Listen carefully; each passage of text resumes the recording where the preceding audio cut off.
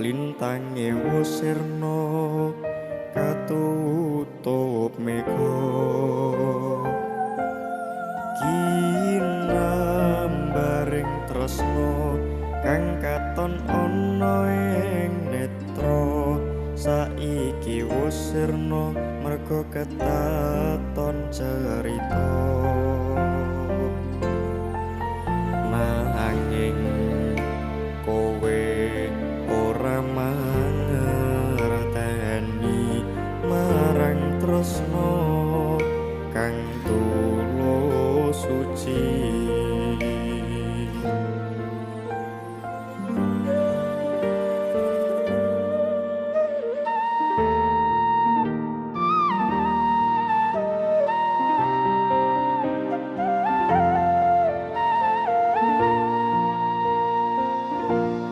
nalika tuwa katresnan